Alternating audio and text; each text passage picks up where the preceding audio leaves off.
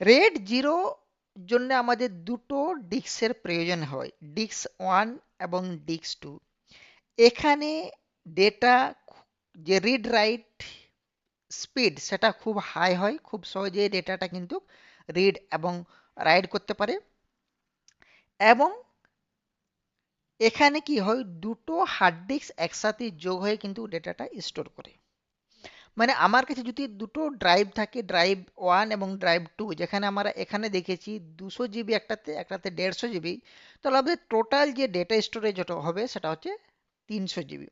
300 GB কেন, এখানে তো 350 জিবি হওয়ার কথা ছিল। কিন্তু যখন আমরা দুটো ডিস্ক নেব, তখন দুটো ডিস্কের মধ্যে যেটা মিনিমাম ডিস্ক সাইজ হবে, যে ডিস্কের সাইজটা কম হবে, সেই ডিস্কের ডবল ডেটা কিন্তু আমাদের এখানে স্টোর হয়ে থাকবে। এবং এই রেড জিরোর ক্ষেত্রে একটা সবচেয়ে বড় ডিসঅ্যাডভান্টেজ হচ্ছে যে এখানে যদি একটা ডিস্ক ফেলিওর হয় তাহলে আমাদের কিন্তু ডেটাটা লস হয়ে যাবে, পুরো ডেটা লস হয়ে যাবে রেড জিরোর ক্ষেত্রে।